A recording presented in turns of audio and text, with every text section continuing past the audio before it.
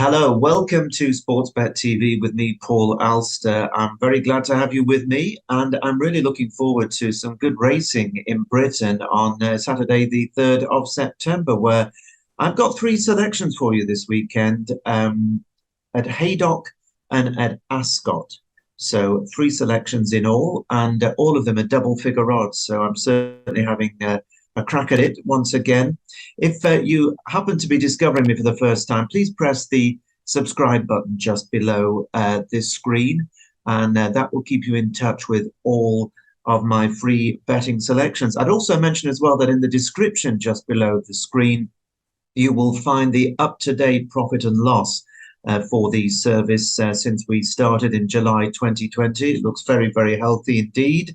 And certainly August was helped along by a very good final group of selections last weekend, particularly of the three horses. I'm a Gambler. I hope you were on.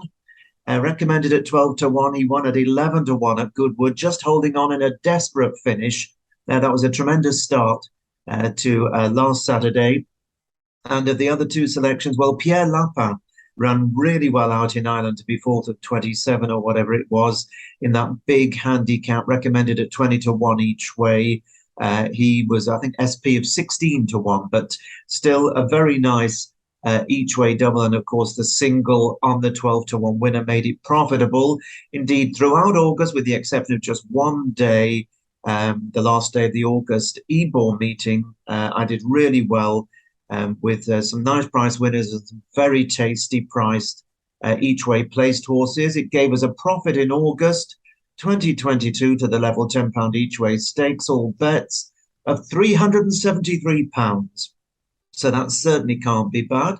And we hope that we're going to get off on the right foot as well in September, where my first selections are this weekend. And I'm taking you first of all to Haydock, where the 255 race is the mile-and-three-quarter Old Borough Cup handicap, a real traditional high-quality staying handicap, 15 runners declared. Now, the going is good to firm, good in places. I've had a look at the Met Office website, where they suggest there could be some sharp showers Friday evening. They may or may not hit the area. And the horses that I'm recommending at Haydock this weekend will all cope if the ground eases a little bit. But in this Old Borough Cup, well, it's very clear the bookies are taking absolutely no chance with the William Haggas trained Solcombe. Haggas's horses nowadays nearly seem to, just as a matter of course, go off favourite for the big handicaps. And there's a good reason, because he's having a wonderful season, but very often they are really underpriced. But Solcombe, 2 to 1 favourite for this 15-runner handicap. Now, he's won 3 of his last 4, including a very easy success at the Ebor meeting in the Melrose handicap, which is a very good handicap for 3-year-olds only. He's gone up a stone for that. Now, that's a lot. He's gone up a stone. He did absolutely dot up, of course, but he was there against 3-year-olds, his own generation. Now he's going up against older horses, some seasoned handicappers, some even who have pattern race form as well. So it won't be quite so easy, but he himself could potentially be a group class horse of the future. But I think 2 to 1's a ridiculously short price. And of course, I would never be entertaining those type of odds in a handicap. Now, who's against him? Well, good old Yukon Glen, the jolly Jim Goldie. 9 years old, this horse, now rated 105. He's giving £17 weight for age to the favourite. But this is a very classy horse, as we know. And he stayed on well when he was 7th in the Ebor just a few weeks ago, finishing really strongly in what was quite a rough race. And of course, he won this very race, the Old Borough Cup in 2020, where he beat Dark Jedi. And Dark Jedi is going to reoppose. So there's lots of old favourites coming back for more here. I think he's going to be thereabouts, Yukon Glen. And Jim Goldie's horses are running well. And I would not put anybody off that fancies him. Of the others, well, Island Brave actually won this race last year. He's trained by Heather Main, and he's back again. He won it off £3 lower in 2021. He's been rock solid this year and was a really good fourth at Ascot over 2 miles last time out. He'll be thereabouts. And in a rather unusual turn, we've also got the 2018 winner of this race, Reshun. who's trained by Ian Williams. And Rashun has done well this year, second at Royal Ascot in the Queen Alexandra Stakes. He really does stay all day, this horse. And he was third to Quickthorn in Quickthorn's runaway victory in the Group 2 Lonsdale Cup at York a couple of weeks ago. And of the rest, well, Rajinsky, interesting. Contact for the Barons, and Jessica Harrington's Taipan. Also, I thought early last year it might be a classic horse, but he's not really done it. But they're all capable of getting involved. My choice, though, for this race is Golden Flame. Golden Flame is trained by Charlie and Mark Johnston at Midland in Yorkshire and is the mount of Andrea Atseni.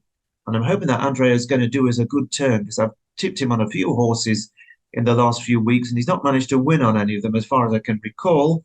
So it'd be about time that he does us a favour. Well, Golden Flame is a really fascinating runner, a 4-year-old colt by the Derby winner Golden Horn. He's a winner of 3 of his 19 starts, but has placed a further 7 times. Now, he won 3 races, all 3 races of his career last year, including at this meeting at Haydock in early September 2021. That was over course and distance. He won a good handicap off a mark of 90. And his form at Haydock in his other 2 runs has also been very good indeed. He was beaten half a length on his racecourse debut, which came at Haydock, finishing second in June of 2020 in a maiden. And then in May of 22, he was beaten ahead by the useful Valley Forge. Good horse that in staying handicaps, Valley Forge. That was over 2 miles here in May, off a mark of 93. Now, it's my view that Golden Flame is probably best at 1 3/4 miles this very trip, over which he won course and distance last year. Now, after his run, when he went very close here over the 2 miles in May, he was a bit below par in 4 runs through the midsummer, but he really did bounce back last time out at Ascot in the Showgirl Cup. It was over 2 miles and he just got run out of it in the closing stages, beaten 3/4 of a length there off a mark of 91. But that showed me that he is back on form, and I think back at his optimum trip and at his favourite track, there's a lot to recommend Golden Flame. Now, he's gone up a pound only since that really good run at Ascot, and I think he's got a lot going for him. He also races prominently, and Haydock can be a good track for those that really start rolling along and kick on in the straight. So I'm quite happy about that. And the yard in form, as usual, the Johnstons, they've had 12 wins in the last fortnight. And I'm fancying Golden Flame to run very well indeed. Now, I'm recording this bulletin early on Friday at 9 o'clock UK time. And the best price on offer at the time of the recording is 18 to 1 each way for 4 places with Bet365. Corals are also offering the 18 to 1, but that's just for 3 places. It might be about that by the time you see this, that the markets have matured a little bit. There might be better value on offer. So do shop around.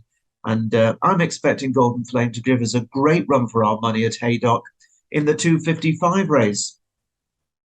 Now, my second selection is down at Ascot in the 310. Once again, I'm focusing on big field handicaps. I certainly don't shirk the issue.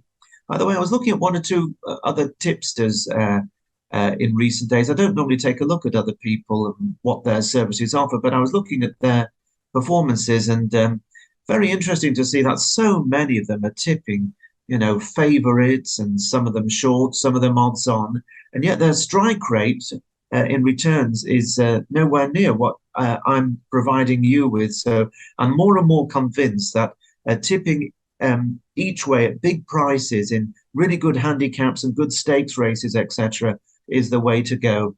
I can't believe really some of the things I saw as I was glancing through. But anyway, back to the point here. Ascot 310, 7 furlong handicap, 17 runners, and good ground is forecast. And again, lots of old favourites turning up for this one, including Fresh, who's the general 9 to 2 favourite for James Fanshawe. Horse that's rock solid at 6 and 7 furlongs in big handicaps. And he won the Moët Chandon handicap over the course and distance last time out. He's gone up £4 for that short head win.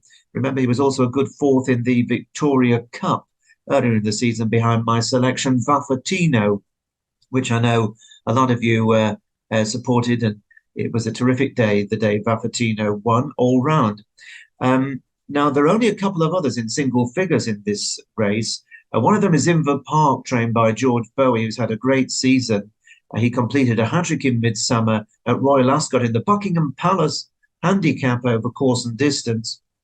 And he also ran very well last time out in the Stewards Cup, which would be a bit sharp for him. So I'm expecting him to go well. In the Buckingham Palace handicap, by the way, he beat good old ropey guest, George Margison's runner, who's back for another crack at him. And the other horse in single figures is the Clive Cox-trained Aratus, who was a 3-length 6 to fresh over course and distance last time out. But he actually won his race on the near side. And, sometimes, depending on where the ground is favoured, you can win your race in your group, but still not finish in the first 4. And that was the case with Aratus. And he's actually £6 better off. So he has prospects of running very well indeed.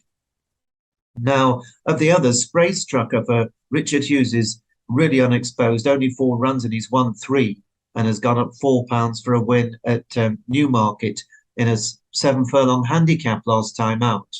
One terrific old favourite is Documenting, trained by Kevin Frost, who won this race in 2020.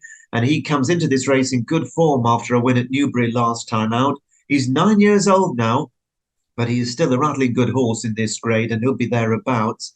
And of course, you can never rule out the enigmatic former Group 1 winner, Accidental Agent for Eve Johnson Horton, who has top weight. He's rated 109. I mean, a group class horse still. And you wouldn't rule him out running a big race if the cards fall his way.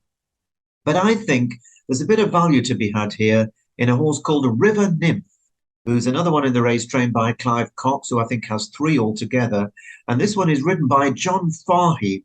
Now, River Nymph is twice a course and distance winner. So once again, I'm going for horses for courses. Horse that's proven on this track and really loves the stiff uphill finish. He won the 2021 Victoria Cup over the course and distance. He's only had the 2 runs this season on turf. Both of them have been at Ascot over this 7 furlong track, starting off with a very good third to our old pal Vafortino in the Victoria Cup in May off 102. And then he ran well when 8th of 29 in the Buckingham Palace handicap. That was won by Agrapart, beaten 3/4 of a length, 3 1/4 lengths rather. And he's £4 better off with the winner. I didn't think he got the breaks that day. I watched the race. It wasn't as if he was hampered, but it was just that he a couple of times had to kind of wait before making his run, and he stayed on well again in the closing stages. So here we have a horse who loves the track, goes well at this trip. He's going to be relatively fresh as well. Remember, a lot of these handicappers have been slogging away all summer on the fast ground. And I think that River Nymph can go well. He is 16 to 1 each way, best price early on Friday morning here. And that's for 5 places with Bet365. So always shop around, check the odds comparison sites and see what you make of it. So that's River Nymph, Ascot 310. And that is the big 7 furlong handicap then. Just before I come to the last selection, well, I remember I was looking at 1 or 2 of your comments, most of them very kind, after last week's good results. And I saw 1 or 2 people asking about where I bet with. Well, I tend to shop around, as I always encourage you to do so. But I would say that, and I'm not endorsing any particular website here, there is great value to be had on the betting exchanges. And very often you can find horses at least 10 points bigger for sort of double figure priced horses, 14, 16, 20 to 1 horses.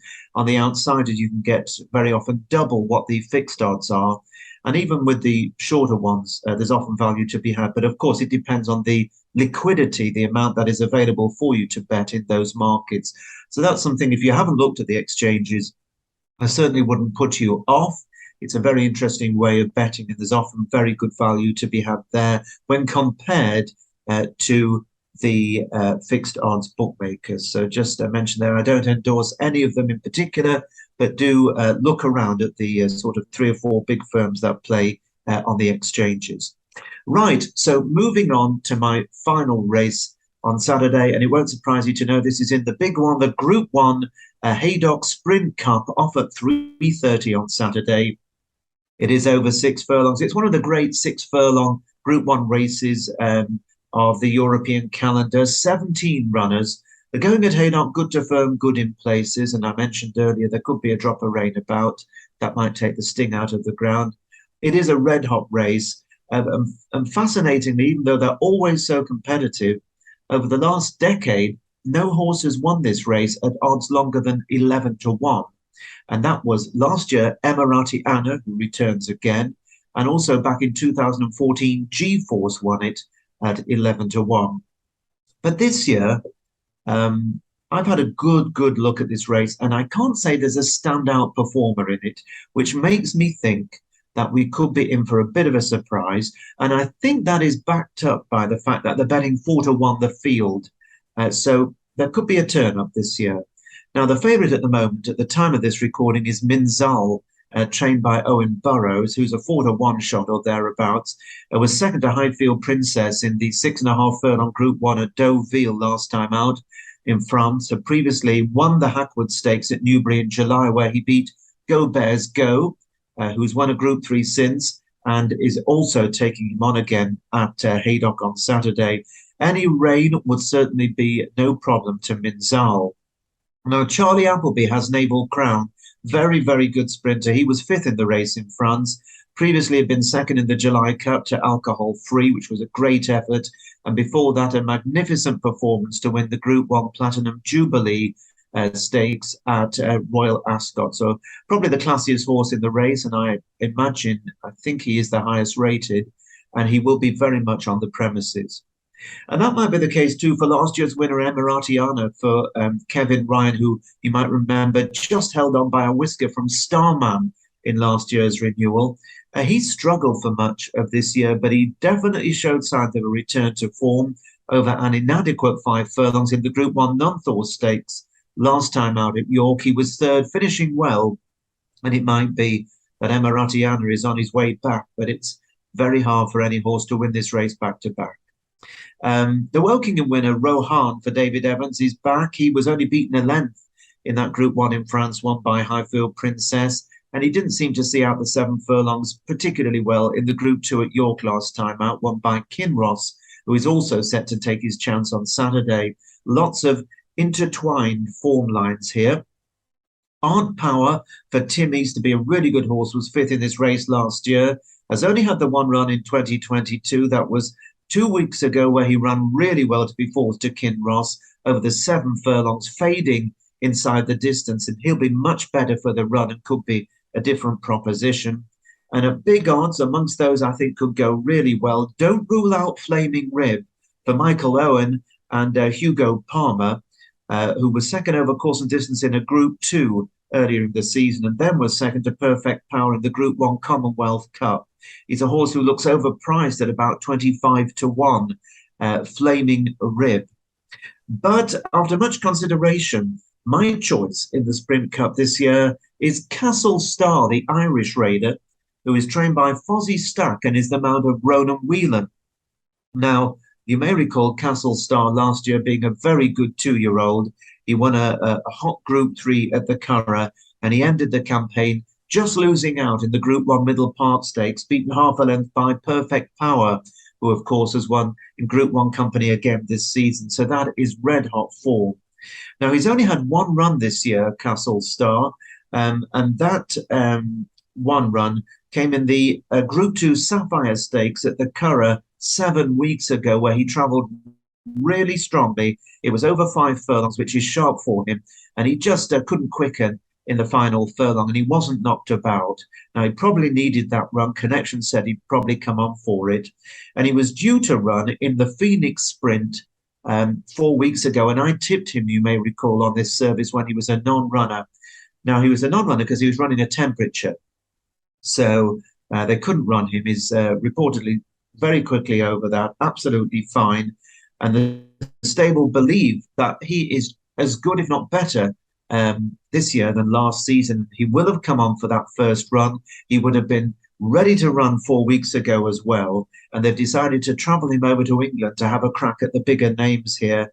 He is unexposed, this 3-year-old, up against a number of really good older horses. If there is any rain, it won't be a problem to him. He's run really well on soft ground in the past, as well as on good to firm. He's drawn 17. Now, that is right on the stand side. Now, it's hard to know whether that is going to be an advantage, but in racing on Thursday, there was only one double figure field of runners, and they did come stand side, which suggested to me that the jockeys who have walked the course thinks that that's the place to be. So it might not be a bad draw being drawn near the near side rail. So Castlestar for me to spring a surprise in a race where there haven't been too many surprises over the years, and he is 25 to 1 each way for 5 places at the time of this recording, early Friday morning, offered with William Hill and Bet365, 25 to 1, 5 places. Coral also 25 to 1, if you have an account with them, but they're only going the 4 places. So that is my final selection, Castlestar, for you in the 3:30 at Haydock on Saturday. Now, I've been promising this a while. We've had a few issues to deal with, but we will be introducing you to what's going to be a great new service, a premium service offered very shortly. And there'll be lots of great things coming up to discuss, and I'll be able to interact with you on a live basis. So I'll be able to answer your questions and talk to you about whatever you're interested in talking about going forward. So that is something to look forward to. But in the meantime, I wish you the best of luck for this weekend. I hope that these 3 selections give us something to shout about as usual. And I'll be back same time next week, where there's, of course, brilliant racing. It's going to be the Ledger meeting and the Champions meeting at the weekend. And I may well be popping up as well earlier in the week if there's anything interesting that I really fancy in the earlier days of the St. Ledger meeting. Indeed, it's possible I may be tipping all 4 days. So there could be a lot to look forward to. I'll leave it there for now. Best of luck. See you next week.